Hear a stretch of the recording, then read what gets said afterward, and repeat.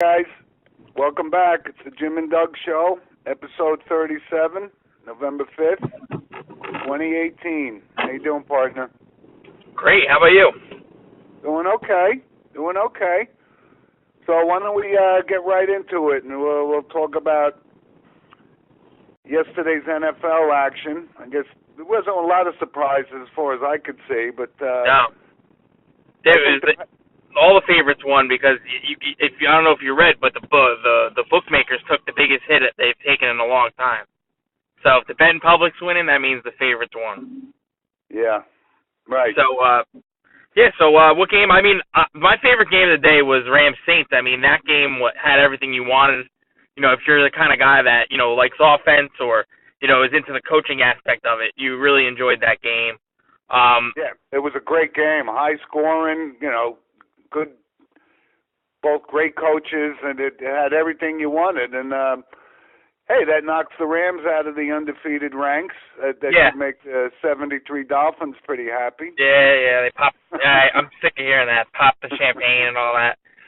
If the Rams got to feel good about themselves, even though they lost, because the fact that they were able to get back into that game and make it something, the Saints were rolling in the first half, and the Rams kind of just chipped away and were able to get back into that game. And I mean, they got to be proud of even though they lost. I mean, the coach was pretty upbeat after the game too.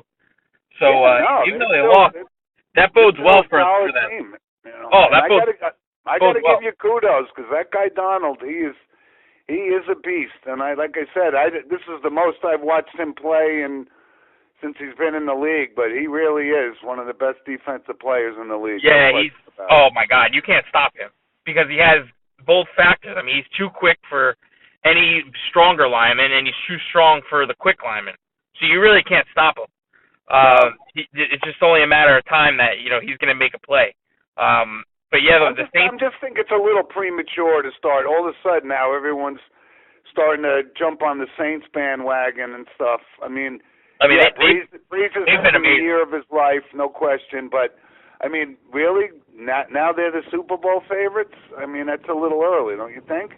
I mean, they've been doing it since week one. The week one they had the hiccup, and since then they've played a lot. They played good games. I know they struggled a little bit with Cleveland, but after that game, they've kind of just hit their stride now, and they have everything working. They have the two running backs, obviously. Breeze obviously is doing well. I don't see them they don't have a lot of holes, I'll say that. So that home field advantage means a lot. So, I mean, the NFC is loaded, obviously, with, the Saints, the Rams. There's a lot of good teams. Green Bay, Minnesota. You can go down the list of good teams that are in the NFC right now. But let's jump to the Packers-Patriots game. And like I said, you got to, when you count this guy Brady out, he just comes up big. And maybe we've overrated, that Rodgers. He's the head of the Packers and so forth, but I don't know if he's got enough tools around him. Maybe we overrated them, or maybe we underestimated the Patriots. I think here's what I think. Green Bay has done it, for so long that you kind of just expect them to figure it out because they're always in the mix, and they always had these good weapons, but it's always Rodgers at the center, and their defense has been kind of ignored. And now this year he just doesn't have the weapons. He just doesn't. Adams is great. Adams is good, and Graham is solid. He's not what he used to be, but Graham is always solid. But he's largely, besides that, he's got an over-the-hill Cobb and some no-name receivers and no-name running backs, and he's running for his life now with a patchwork offensive line. Their defense. I don't think they're going to be a factor. Their defense has never been good. Yeah, certainly not against the Rams and not against the Saints. They're at least one, if not two, steps below the Rams and the Saints, if you're going to put those two on top. But the coaching is the coaching really doesn't seem like it's there either, and I think it might be time for a fresh start for Rodgers. I know McCarthy's done well there and everything, but sometimes it's just time for a change, probably for both parties. McCarthy won't have any problem getting another job after his success, but I think it's just McCarthy's been there forever, and it's probably just time for him to move on. Yeah, I don't know though. I'm actually a big Mike McCarthy fan. I'm just seeing. Aaron Rodgers seems to be wanting to take more and more control of this. I'm not sure what what has happened between him and McCarthy, but I wouldn't be surprised if he moves on. But what, he's got a great track record, and I'd stick with him because I just don't, like we said, I just don't think they have the talent enough to. Yeah, they need to, and it's always about the teams that that are stuck kind of like the Giants were, and now the Giants are just a dumpster fire. But teams like that, teams like the Raiders, teams like the Packers now, they just don't draft well. That's the whole name of the game. If you draft well, you'll always be competitive. If you don't draft well, that's when you start having holes in your roster and different holes that don't get filled. If you look at the Saints and the Rams drafted well. Their second round picks, their third round picks, their fourth round picks are always contributing. That's a good point. It's not the Packers' forte. They just haven't been drafting that well. And I hesitate to say it's all McCarthy, but he's probably not helping matters this year. So that's what I'm saying. It might be time for it's not an indictment on him. It's just time for a fresh breath of air. Different coach in the room. It might be McCarthy. He might be going to Cleveland. I hear they like him over there. So maybe it's just time for a little swap. I don't know. They were even thinking about bringing Arians out of retirement to coach the Browns. I don't know. I saw that too. I think Arians is done. He's retired. I think they need a younger, more modern guy for Mayfield. But the Browns, that's another mess. Hugh Jackson. Hugh Jackson was the kind of guy that just blamed literally everyone but himself. And it was, Agreed. Yeah, Agreed. It's honestly just like it was just tiring listening to him week after week after week. I like your future with Mayfield. I'm actually, but there's not a lot of talent. Everyone got crazy because they won their first game in 3 years, But there's not a lot of talent around Mayfield. Let's just hope they got somebody there, just like you said, that can get some real solid draft picks in there. They've had enough of them. They're building it. Their defense is pretty good. It's just the offense needs weapons. So it'll come. I think the good thing about I think yesterday was a real telling game. We'll go over our picks in a minute from last week, but the Jets looked awful against an awful Miami team, and you know what? They're finally starting to realize that that Bowles. It's just not enough engaged to be the head coach, and I don't think he's the right guy for Darnold. I still think he's got some talent, but he looked horrible yesterday. No, but I think the whole regime that the offensive coordinator got to go because these plays that whatever kind of coaching they're giving Darnold not working. They're not putting him in a good position. He's a rookie. I really hesitate to blame him at all. He's a rookie. A little bit, obviously, but he's a rookie, and he's kind of just a product of his environment at this point. So, Bowles, Bowles has been, this is not a secret here in New York. The same mistakes happen, the penalties, the game, the mismanaging of the game, after the game, the lack of answers for, things that go wrong. It's week after week after week with Bowles. And their defense is good. He can call a defense, great. He's not a head coach though. He's just not. No, I agree with you there. He's not a head coach. I agree with you. McAdoo. McAdoo could call an offense, but he can't be a head coach. He just can't. And that's just some guys just aren't like that. And Bowles, he knows his defense. That's fine. That's his role though. Because the game mismanagement and the discipline and all this, it's just not a good look for them. And it's been like that for a while now. You can ask any Jet fan. No Jet fan really has his back at this point. I agree. So something's got to change there. And that was just a disgrace. That offensive. Miami's not the 85 Bears. Why can't they score more than 6 points? I can't. It doesn't add up. It doesn't add up over there. That's the problem, and they can't let this go on much longer with Darnold. This year has to be the big change. It's going to be the change. It's not going to happen. The Jets don't usually do it in mid-season, but it's going to happen at the end. They got to revamp this because this is just, it's kind of a mess. It was a good thing the Giants were off yesterday, so we didn't have to talk about them this week. But it's the same kind of situation, and I'm starting to question whether Shermer's the right guy on that, on that team too. But I don't think he'll be. I think he'll get at least a second year. But I mean, so let's cover our picks from last week. We did pretty good. You had a bounce back week, actually. I was 2-1, right? Yes, you were. Yes, okay. you were. As was I. I had Miami. I had Minnesota, but like I said, maybe I overestimated Green Bay and New England, or underestimated Tom Brady and Belichick, but I won't make that mistake again. But I had Green Bay. Now don't forget that bonus pick. Now I didn't forget about that bonus pick with the Chargers I had. I know. I knew you were going to bring that up. I knew you were going to bring that up. My Chargers. I've been picking the Chargers, not in this, but like every week in other pools and things, and I've been riding the Chargers because they always win. Okay, well let's talk about, you keep riding that Rivers bandwagon, and let's see what he does in the playoffs. Well, I think he'll be there. I hope he's got to get there first. So let's get there first, because the AFC is a little more competitive than people thought. Right, but you had a good bounce back week. You had the Saints, you had the Falcons, which really wasn't a reach. And the Jets. And you had the Jets. That's right. And the Falcons were not favored in that game, so that wasn't that big a reach.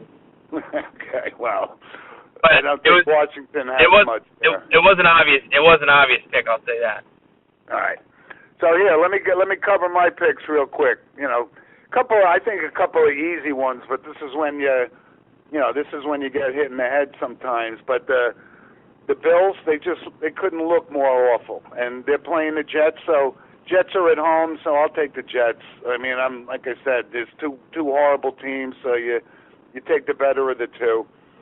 Kansas City, they're rolling, and Arizona is just an absolute disaster, and I'm sure that was why Arians decided to get out of Dodge anyway. And the Giants, they got to go out west and play the Niners. And let's not get excited that they crushed the Raiders the other day, but the Giants are awful, and I'll take San Francisco there. Okay. All right. What do you got? All right, here we go. So, my first pick, not exactly going out on a limb, but this team has been playing their best football of late. I picked them last week. It's not crazy going out on a limb. They're favored by 4.5. Atlanta at Cleveland. I'll take Atlanta in that game. Coming up to the next game, I'm going to go with Thursday night. Pittsburgh hosting Carolina. Carolina's been hot lately. I've been picking them in a few things, but I think Pittsburgh is finally coming together as a team. They've won, I think, like 3 or 4 straight. They're home on a Thursday, a short week, so that's one of my picks that I like. So Pittsburgh. So okay, so Atlanta, Pittsburgh, and then I'll give you an upset here. My upset. Jacksonville is heading into Indianapolis. They're both 3-5. Indy's favored by 2.5. Jacksonville is due for one of their prototypical win ugly games. I know Luck's been playing a little better, but Jacksonville off the week off had a chance to Coughlin's probably come downstairs to figure out some things. I'll take the Jacksonville win in Indy. Wow, that's a big one. I'll disagree there, but okay. So that's my 3. So Jacksonville, Atlanta, Pittsburgh. You got it. It's all right. Down. We'll talk about it next week. So, Hey, let's move on real quick to some college football. I know they call it Statement Saturday.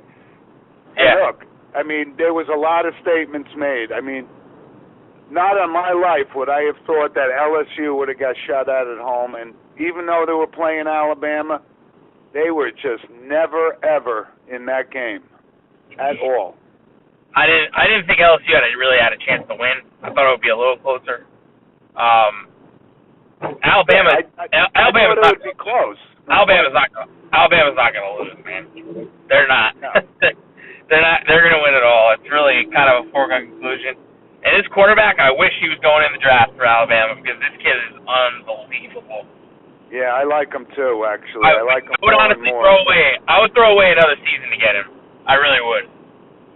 He's got some great wide receivers to throw to too. They are so loaded. It's amazing.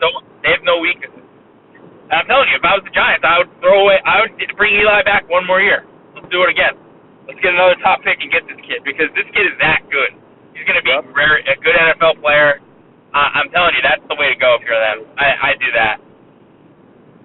Yeah, they just can't be beat, though. They're just so loaded. Both sides of the ball, they got everything. So we're getting down to the final thing. And listen, I'll tell you, if somebody made a statement, and I told you I'm not a big Harbaugh guy, but Michigan made a statement. They just destroyed Penn State, and you know what? I mean, they're one of the top 4 teams now. I can't dismiss them anymore. I mean, I was a little reluctant to put them in that category. I thought LSU, but the LSU's offense, maybe it was just a sign. Well, LSU's got 2 losses now, so they're out. LSU's gonna fall out. No, I know they got knocked out, and I'm saying, that was a big, loss, and that moves Michigan with a big win. So that was quite the statement they made. Yeah. So I think you got to respect the 3 undefeated teams, obviously, for the top 3. So in my order, I would say Bama, Clemson, Notre Dame. Then I would put Michigan 5th, and I think I would have Michigan 4th, and I think I would have Georgia 5th. Yeah, I'm looking to see. There may be a shakeup here. Like I said, I watched Clemson. I wasn't impressed with them against Syracuse. They're back on a roll, but I wouldn't be surprised to see Georgia sneak into that Final Four. Oh, okay, so you think Notre Dame will fall out? I think Clemson will be the odd team out, and Georgia sneaks in. And hey, Notre Dame, that was a setup game for them. They had played a tough team, the Northwestern. They win big games, and Notre Dame handled them quite well. It was a great job. They won. They got the win. That's the most important. They won handily by 10. So they shouldn't. I just don't see Clemson shouldn't fall out until they lose though. I know they haven't played anybody that good, which they haven't. They've kind of played a weaker schedule, but Clemson shouldn't fall out until they lose. So I would be reluctant to put Georgia. Plus, Georgia and Bama are on a collision course anyway. So if Georgia can win, they'll earn it to get in. Well, I'm not sure who Clemson has who's tough left on their schedule, but I think they have probably their conference championship game. I think that's it. Right. I don't think they play anyone else that good, so they'll probably play Virginia Tech or I'm not really sure who they would play. Virginia, it's kind of up in the air at this point, but I think Virginia Tech. Well, I've watched both of them play. I think Georgia's a better team, so I'm kind of looking for. I wish they would have played. I know it would have been a good game. It would be good to see them 2 play. I think before long you'll see this expand because you're going to leave a Georgia or a Michigan out. Or potentially in Alabama, if Alabama loses to Georgia, you can't leave all of them. It's tough to see one of those teams get left out. So I think expanding it to 6 or 8 teams is probably going to happen soon.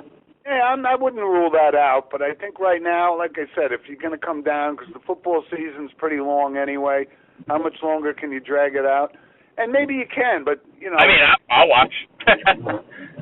Of course, we'll all watch. I'll watch it, so I don't have a problem adding games. So if they do it, but obviously for this year, I think you have the 3 undefeated teams in Michigan. So right now, as it stands, and we'll find out for sure tomorrow. But I think maybe lurking, maybe Ohio State 6th or something like that. I think they're lurking. I was underimpressed with them over the weekend. I think they were. Maybe they were even overrated a little bit, but. They're a good team, but they're not in Alabama's class, and I'm not even sure they're in Notre Dame's class. And hey, listen, they may step up and beat Michigan. Harbaugh's got something to prove because he hasn't beaten them yet. That'll put them in probably if they do. If they do beat Michigan, absolutely. And I think they will put them in. I'm trying to think. So I don't know who else maybe you would throw in there. Oklahoma. Yeah, it's probably on the outside looking in. A couple things that have to happen, but yeah, they look impressive. They're impressive, Yeah, Oklahoma not bad. I think they still they have to play West Virginia. So I think West Virginia they're out of it kind of, but they're going to play each other. So that that could propel Oklahoma up into the discussion if they could beat them. It's good that you brought them up because I tell you, I think this guy Will Grier's a good quarterback, and they had a great comeback. And They could be on the outside looking in too. I mean, they bumped up to 7, and a couple of things could happen. They could sneak in. They could sneak in. Yeah, I think so. Yeah, they're like you're kind of they're going to play Oklahoma possibly twice. They're saying. So Oklahoma, they play last game. I know that, and then if it's potential that they both meet again in the Big 12 championship game. So they might play each other twice. Now, I mean, I think they're both kind of in the same situation, Oklahoma and West Virginia. So if one of them sweeps the other, chance. Right, those are the two teams that could actually sneak in, I think. But again, until Michigan beats Ohio State, I'm not putting Harbaugh and the Wolverines in just yet. I mean, they're on the cusp, but they got to beat Ohio State. Still some things that need to be solved, I think. You'll see. Obviously, there's games that still got to be played. Notre Dame's got to face Syracuse. That's not easy. That'll be at Yankee Stadium, so that'll be a tough game. But everyone's got tough games. You going to the Notre Dame Syracuse game? I actually do. I plan on going. I didn't get my tickets yet, but I've been thinking about it and I've been planning on going. So I think I'll be there. Yeah, I haven't ruled it out yet either. We'll see. See what the weather's like and everything, but should be definitely a solid day to go. So let's move on real quick. Let's talk some quick Jersey high school. We had our guest Luke from St. Joe's last week, and I got to give kudos to your Sparta team. They looked pretty good. I went to the game. They moved on. I was at the game. They played Lakeland. Now they got Rampo's not going to be easy. Rampo's been world beaters this year, but Sparta lost to them only by 3 in the first game. I know, but I was gonna mention that if they can get past Ramapo, which, to be quite honest with you, I'm not not sure, but that's a lot to ask. They're good. Evenly matched though. Evenly matched. Like I said, they only lost by 3 and they missed 3 extra points. So that's the difference between a win in week 1. So they have the confidence at least. I know it's obviously taking place at their field, so that's different, but that'll be a tough game, no doubt. Yep. So that's what's on the horizon for them. I saw them play, so I went to that game. St. Joe's has Augustine. Yeah, they're playing St. Augustine, who crushed Notre Dame over the weekend. And then, so it's a tough bracket. They got Bergen there. They got, Bosco. I know hasn't had a good year, but they could surprise, and they got to play either Del Barton, I think, or DePaul, one of the two.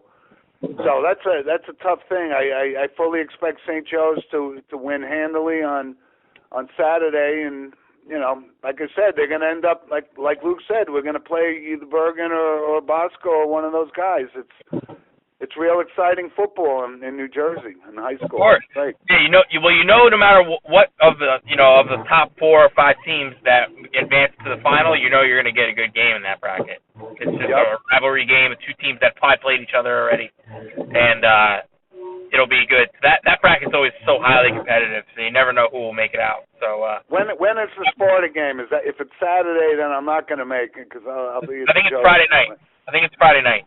Oh, that may be worth popping in Franklin Lakes for that. Yeah, I was thinking about it too. I got to see how it goes, but Franklin Lakes, that'll be the game. So Sparta versus. I'm almost positive it's going to be a Friday night. So I'm gonna try and go. Yeah, I'll double check too because I'd like to see because people have been talking about Ramapo as a pretty strong team, so I'd like to see if they're measuring up like people say. So good luck to your Spartans. Thank you. Yeah, we're excited. It's an exciting game. We'll see how it goes, but if they get through that, I think it should be smooth sailing. Yep. We'll see how it goes. Great time of year for high school football, certainly. Of course it is. I wanted to just touch base it kind of wrapped up the horse racing season, the Breeders' Cup. There was some great races and so forth, and Accelerate won. I liked Guinevere in that race, and I liked West Coast. Guinevere came in second. He was kind of a long shot, but Accelerate was clearly the best in that field. Yeah, I wasn't involved in that all on Friday and Saturday. I should have. I always want to get involved, make some picks and everything, but I just didn't. I wasn't didn't get into it this year. So I hope you placed a few bets. Were you able to? I did. I didn't fan out so well, but okay, that's all right. That's actually a great day in horse racing. I know Derby Day is great, and and if you got a Triple Crown for the Belmont, it's always awesome. But the Breeders' Cup, it's a full day of racing. Great horses. It's pretty exciting to see. You should check it out next year and watch it a little closer. Yeah, I wanted to. I was just I went to the Sparta game, so I was kind of gone for Saturday, and then I was, kind of locked in, through schoolwork and for college football. So I next year maybe I'll plan on it a little better, place a few bets. So I know I always like to get into that stuff, so I will. So there's not a lot to talk about in the NBA. You were right though. You did mention that Toronto is a pretty strong team. They look pretty good actually. Yeah, Toronto's good. Kawhi Leonard. It's a little early to tell. I mean, even the Spurs. Everyone was counting them out. They got off to a real good start and so forth. Yeah. And it's not too early to tell who's the best, which is Golden State. But besides that. If you want to know who's going to make it out of the East and everything, you got Boston. Milwaukee is very good. Milwaukee's a good team. They got off. They were the last team to lose. I think they got off to like a 7-0 start. So Milwaukee's good. It's going to be Milwaukee, Toronto, Boston. I think that's the top three right now. Philly's not really impressed me that far. Thus far, they're supposed to be the team that takes the next step, but I'm not really that impressed by them. No, I mean, either am I, especially losing to the Nets, for crying out loud. I mean, they lost to the Nets the other night. Yeah, I saw that. But Philly, they're still young though, so they're kind of, learning what it takes to win night in and night out. So I think they'll get it. They'll eventually get it under wraps. Yeah, but right now, like I said, it's a little early to even talk about the NBA. They'll start separating each other, but obviously storylines happen. There's things come up, the injuries and things. And just real quick, not a lot to talk about in Major League Baseball. I did think, that the Mets hiring DeGrom's agent was kind of a crazy selection. I mean, I don't know how that's going to go down from negotiations, but I mean, he has no experience in baseball really. Obviously, within free agency, that's a huge part of being a GM, but there's other parts too, like scouting, and, being able to negotiate trades and, knowing the prospects and things like that. I mean, obviously he'll have a whole team around him that he'll put into place that I'm sure will be able to help him with that. But, just for somebody to kind of not be within the structure of baseball at all and just kind of jump into that job being the head of everything. Well, I think that speaks volumes about the Mets and the ownership. Very similar, like Woody Johnson and the Jets, the Wilpons and the Mets. They just don't get it. They're not baseball people. They never have been, and they don't hire the right people around them. So, I'm not surprised by the pick, but I'm just a little confused by it, and I think it's going to cause some problems with DeGrom because. It's a major conflict of interest there, don't you think? He won't be his agent anymore. He'll have to. No, I get that, but he's got to be at the negotiation tables. Yeah, it's good for the Met fans then. If they want to keep DeGrom around, which obviously they do. He's been amazing this year. He was amazing this year. So that's the ownership of the Mets. I just like I said, it's just too similar to having Woody Johnson as your owner without a clue. Yeah, I know. The Mets kind of always can't get out of their own way. The only other real, interesting thing was, the Dodgers re-upped Clayton Kershaw. They gave him a lot of money, and I'm just not so sure. He's got a lot of miles on those tires, and look, I think he's awesome and so forth, but was he worth $93 million? I don't know. I don't know how healthy he is. He's been missing a lot of time over the past couple of years. So the good thing they didn't have to give him a long-term deal though, only 3 years, which is that's not a backbreaker if he just kind of shuts it down with the back. So that's one good aspect of it. And you know what? He's been a good soldier for them for a long time, and he's been elite. And even when he's off, even his off years are among the best in baseball.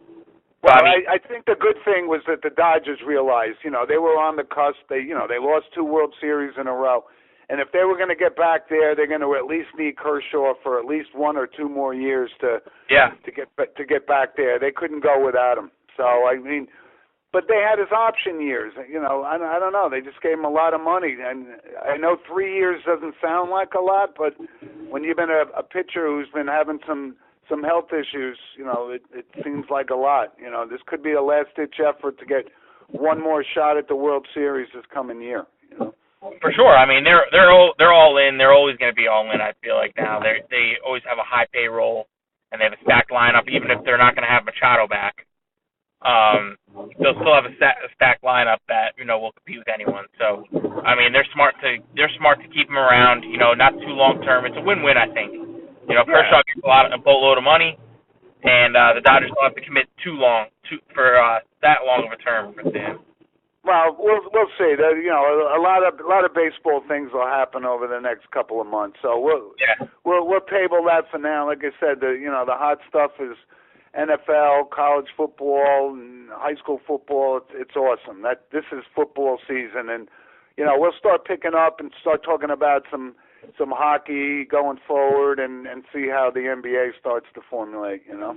For sure. I mean, all right. Listen, before we wrap up, I know, the Jim and Doug show. We have a policy. We don't discuss politics and so forth. But tomorrow's not politics. Tomorrow, just get out and vote. It's election day, and you can't complain about the world. The world that we live in if you didn't at least cast a ballot. So, my recommendation is just to at least get out and vote and just be heard. It's not too much to take. It's just go to your school.